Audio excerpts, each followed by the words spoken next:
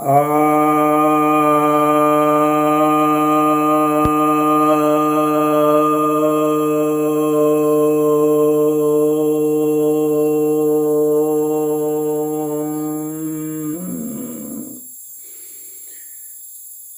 भक्तजनों को सप्रेम नमन। भक्तों, आज मैं आपकी कुछ जिज्ञासाओं का समाधान लेकर आया हूँ। एक जिज्ञासा है कि भारत का जो क्रिकेट मैच हुआ है उसमें भारत और इंग्लैंड का जो क्रिकेट मैच हुआ उसमें भारत के जीतने की भविष्यवाणी बहुत सारे ज्योतिषियों ने की थी। सारे का सारे गलत हुए, सभी भारत को जिता रहे थे। क्या इससे ज्योतिष विद्या गलत सिद्ध नहीं हो जाती है? तो पहले मैं ये बताऊं कि ज्योतिष जो है एक वेद का अंग है। जैसे छंद है, निरुक्त है, व्याकरण है,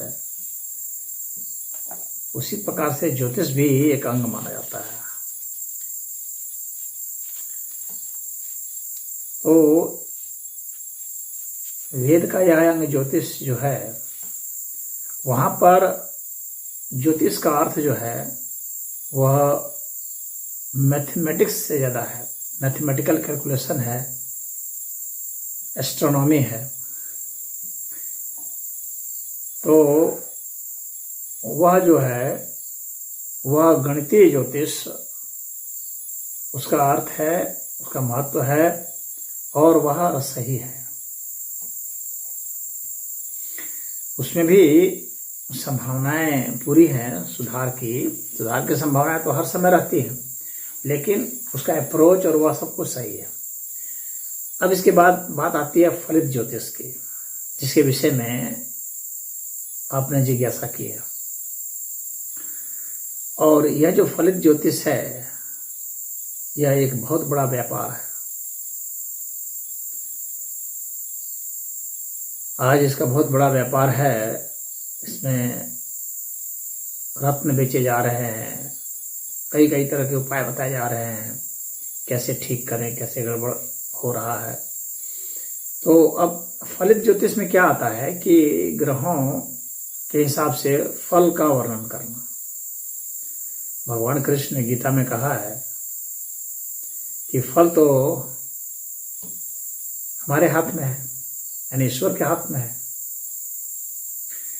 तो अब ये जो है ये रत्न के माध्यम से और किसी मंत्र के माध्यम से, किसी टोटके के माध्यम से ये फल बताते हैं कैसा हो जाएगा, तो ये तो फिर गीता के विरुद्ध बात चली जाती है।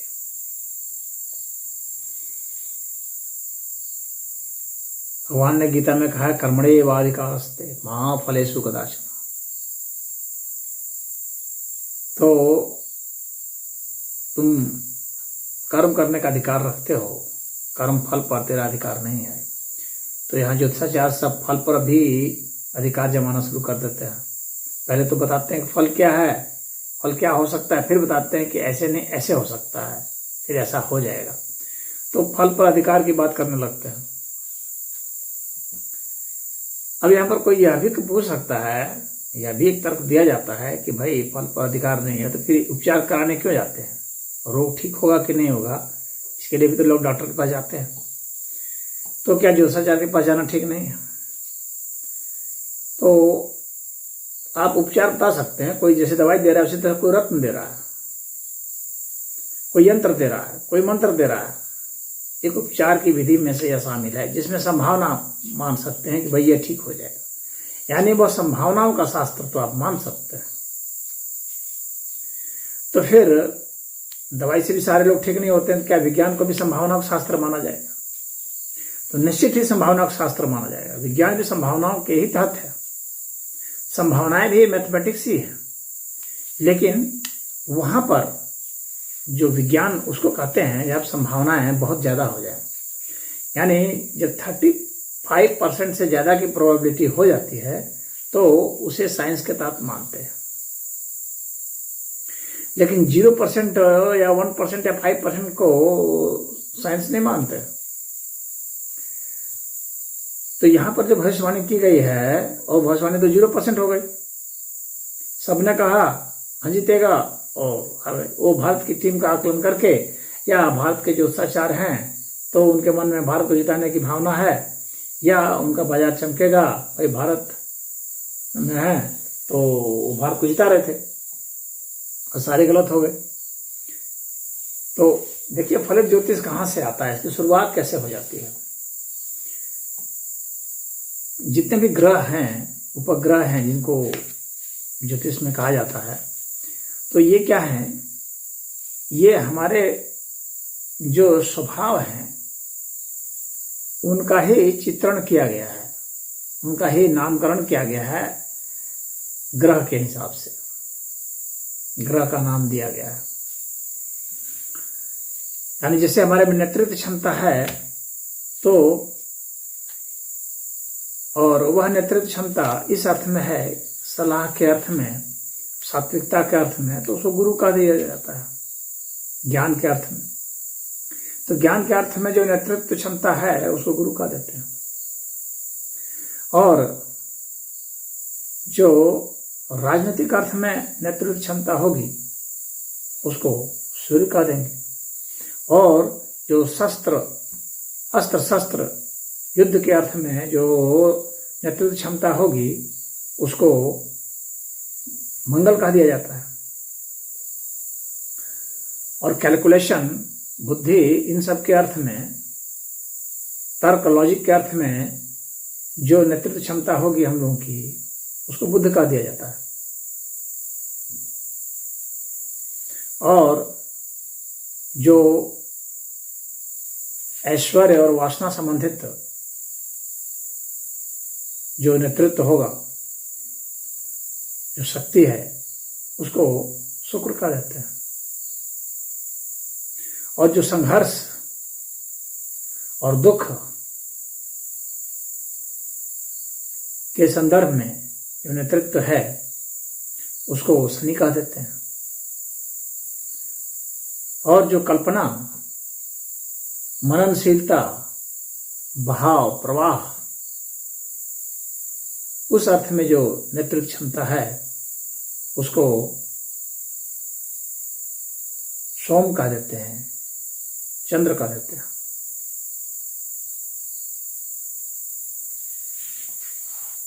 और जो अति भौतिकवाद और धूर्तता के अर्थ में जो है हमारे में वह गुण, वह जो नेतृत्व क्षमता है, तो उसको हम लोग राहु के अर्थ में कहते हैं।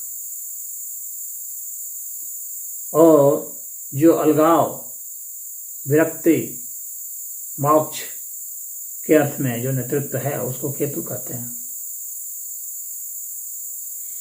तो इस तरह से हमारे भीतर की जो चीजें हैं उसी का इस तरह नाम दिया गया है।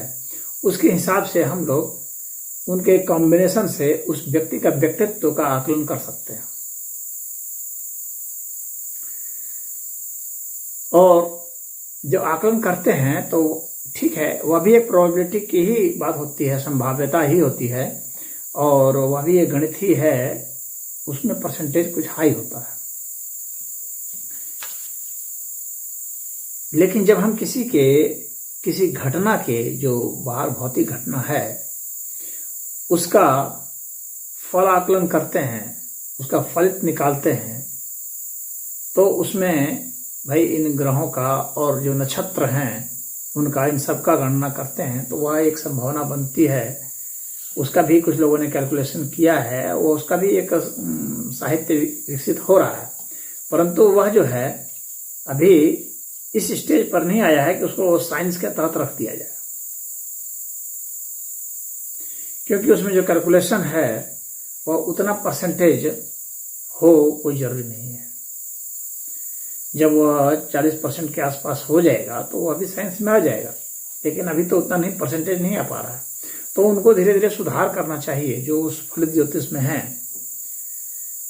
मैं यह नहीं कह रहा हूं कि उसको बिल्कुल अंधविश्वास और पाखंड कहकर रिजेक्ट कर देना चाहिए, नहीं, मैं यह कहना चाहता हूँ कि उसमें जहाँ त्रुटि हो रही है, दोष हो रहे हैं, जहाँ वो फॉल कर रहे हैं, कैलकुलेशन हो रहा है, तो वहाँ कैलकुलेशन में आपको सुधार और करना है। कहाँ आपने गलती की, कैसे दोष आया, उसमें और बेहतर करते जाइए। हो सकता है कि 30-35% के आसपास पहुँच जाएं, क्योंकि लब्बा वो कैलकुलेशन के तहत ही है।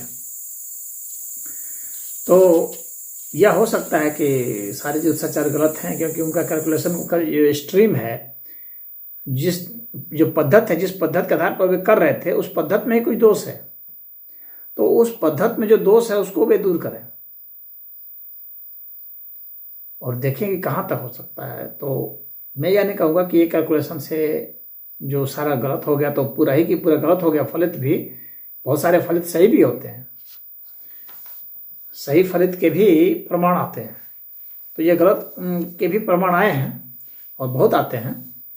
तो गलत और सही दोनों के प्रमाण हैं, दोनों का परसेंटेज अपना निकालना पड़ेगा और उस पद्धत में कहाँ दोष है या उसमें जो शोध करने वाले हैं उनको यह खोजना चाहिए। तो फलित ज्योतिष ठीक है, यह वेद का अंग तो नहीं है, इसमें कोई दो राय नहीं। यह उपनिषद का भी अंग नहीं है, यह गीता का भी अंग नहीं है, बात सही है। लेकिन ज्योतिष विद्या की जो धारा है उसमें फलित ज्योतिष भी धीरे धीरे निखर करके आया है। और इसमें यह बात भी सही है कि बहुत सारे लोग हैं जो इसमें प्रपंच कर रहे हैं और बहुत पैसा भी कमा रहे हैं और बहुत ये अंधविश्वास भी फैल गया है। और इस अंधविश्वास से जो लोग सोचते हैं कि हम उसको बदल देंगे, तो ऐसा आप नहीं कर सकते हैं कि आप जो कर्मफल है उसको ही बदल दें। हाँ, उसका कितना आकलन आप कर सकते हैं वह बात एक अलग है। तो मैं बिल्कुल रिजेक्ट नहीं कर रहा हूँ और बिल्कुल एक्सेप्ट भी नहीं कर रहा हूँ। मैं बस यही मान रहा हूँ कि इसमें अभी और रिसर्च की आवश्यकता है। अभी यह जो विद्या है यह परिपक्व नहीं हुई, इसलिए मैं इसको विद्या कह रहा हूँ, क्योंकि यह कैलकुलेशन के ऊपर आधारित है। तो इनके कैलकुलेशन की पद्धत में कहीं ना कहीं दोष है, जिसके कारण जो है एक्यूरेसी लेवल कुछ जो है अप टू द मार्क नहीं आ रहा है। लेकिन ऐसा नहीं कह सकते कि यह 0% है। एक घटना में 0% हो सकता है, लेकिन टोटल अब तक जितने भी भविष्यवाणियाँ की गई हैं ज्योतिषियों के द्वारा, तो वे 0% नहीं है। 0% होता तो वो होता भी नहीं। तो वैसा समाज में लोकप्रिय नहीं होता और लोग नहीं जाते उनके पास। लोग जाते हैं तो इसलिए भी जाते हैं क्योंकि उनकी बहुत सारी बातें सही भी होती हैं, लेकिन वे कितनी सही होती हैं, कितना एक्यूरेट हैं, इस विषय पर तो अभी